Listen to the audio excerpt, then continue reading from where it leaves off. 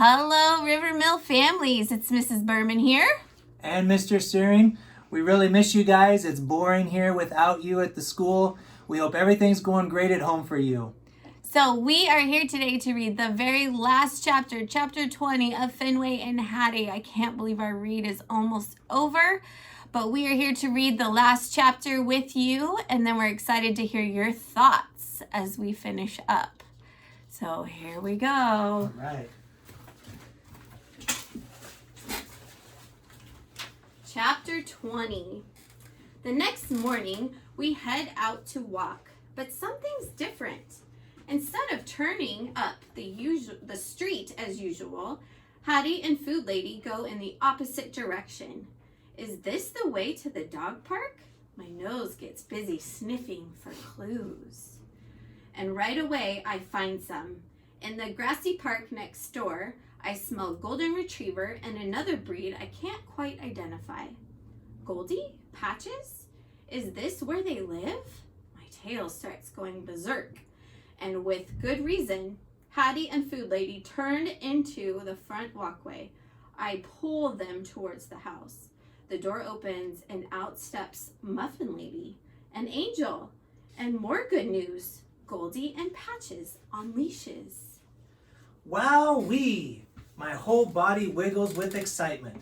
Sup, ladies, I say. Our noses and tails go wild with friendly greetings. I almost can't believe it, Goldie says as we bound down the porch steps. Angel's coming on a walk with us after all this time. I'm so full of hope, Patches says in her lovely voice. Maybe our precious angel isn't lost to us after all. Never lose hope, I say proudly. I didn't. And now I have my Hattie back. What could have happened? Goldie says. Get this, I say. Turns out she was changing all right into a squirrel. Whores, the lady gasped. Yeah, it was pretty frightening, but luckily I saved her in the nick of time. You saved her? Goldie says. What did you do? Patches says. It was nothing, just doing my job. Tell us, Patches says. Let's just say I can be pretty ferocious when I put my mind to it. Goldie looks like she wants to disagree, but thinks better of it. Wow. Fenway, Patches says in her loveliest, most admirable voice, you're a hero. Ah, shucks. The humans get busy yapping as we head into the street. Goldie and Patches do not think this is a bad idea, and I confess I'm getting used to it. The humans turn and go in our usual direction. I hope the ladies don't think we're headed somewhere. I'm tempted to tell them the bad news that we're not going anywhere cool like the dog park, but I don't want to spoil our perfect day. As we stroll up the street, I can't help thinking this is the way it should be, walking together like a family. We're in the zone, ears back, eyes straight ahead, except for the humans who are chatting and not looking where they are going and dragging on the leashes. In other words, not behaving at all, but somehow it's okay. When we pass by the grassy park with the perfectly still dog, he's still there, ears perked high, gaze fixed, carrying the same flowers in the same pot, like he never even moved. What do you suppose is his deal? I ask the ladies. What? They both say at the same time. Him. I cocked my head towards the perfectly still dog. Goldie and Patches exchange glances. They must be as perplexed as I am. Patches looks like she wants to say something, but doesn't. Then Goldie says, Fenway, you've got an interesting way of looking at things. Thanks, I guess. We pass a few more grassy parks, trees, and bushes, then stop at a driveway where a lady human is rubbing sudsy water on a car. Food Lady and Muffin Lady chat with her while a short human skips across the grass, her black silky hair bouncing behind her. She plops beside me and strokes my head. Aw, she coos, puppy! Clearly, this short human appreciates a handsome dog. I lick her cheek and she giggles. She smells like glitter and glue. She smiles at the short humans. Zara, she says. Hattie nudges Angel, her eyes wide. She smells like she's getting an idea. Farther up the street, my ears pick up a familiar sound. Tinky, tinky, tinka-too. That's musical truck. It's headed straight for us. Hattie and Angel must recognize it too, because their energy surges. They hold out their hands to the tall humans, who give them flimsy little papers.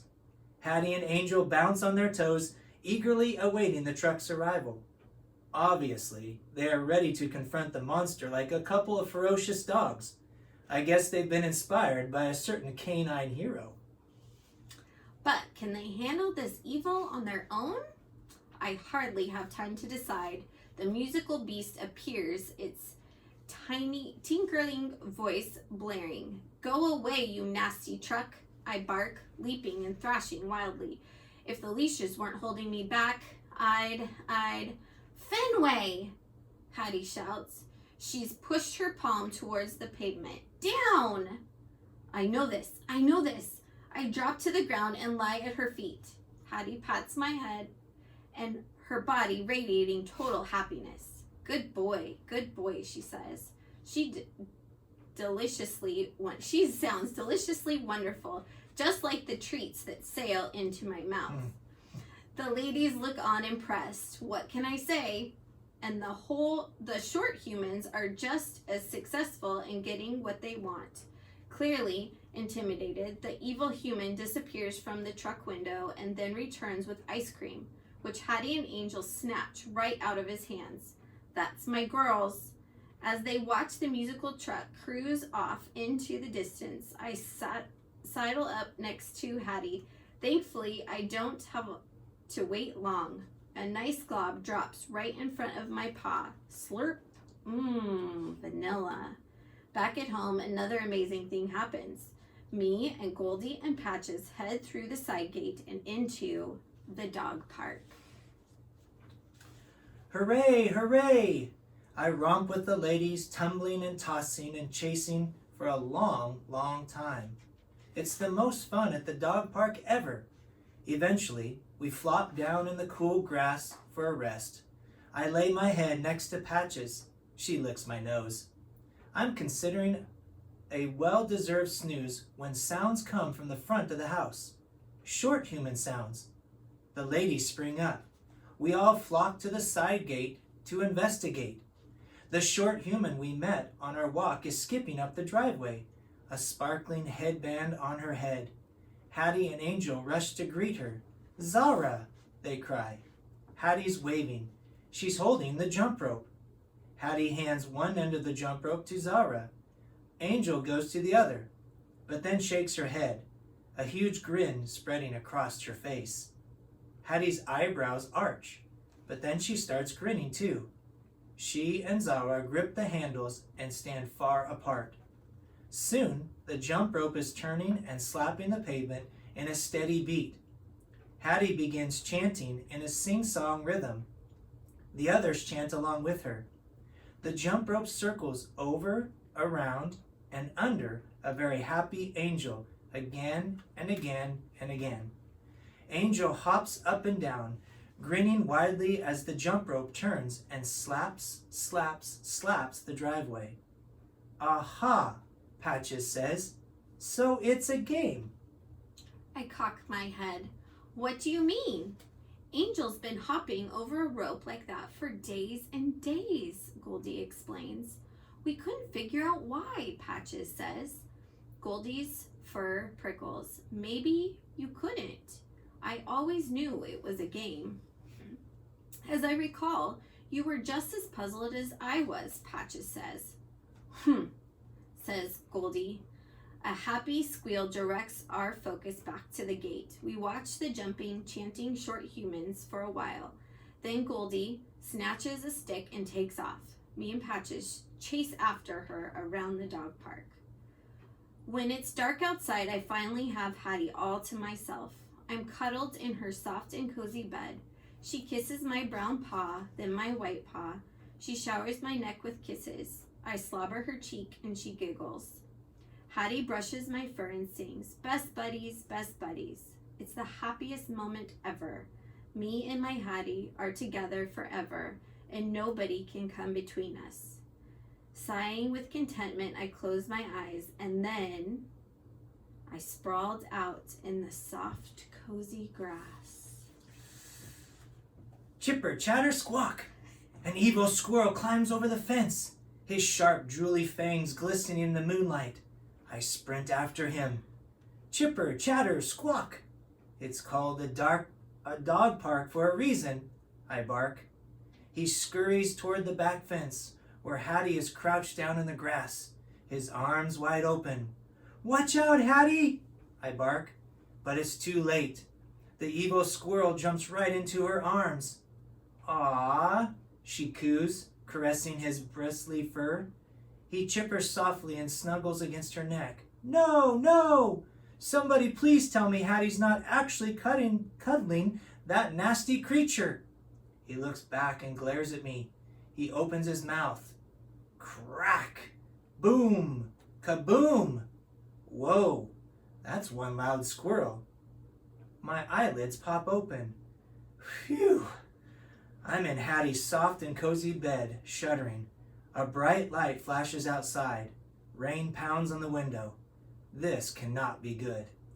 Hattie's clutching the used-to-be bear. She reaches for me. "Best buddies," she whispers. Shaking with courage, I crawl onto her chest. I nuzzle against the used-to-be bear. Hattie strokes my back. Making Hattie happy is a big job, but luckily, I'm a professional.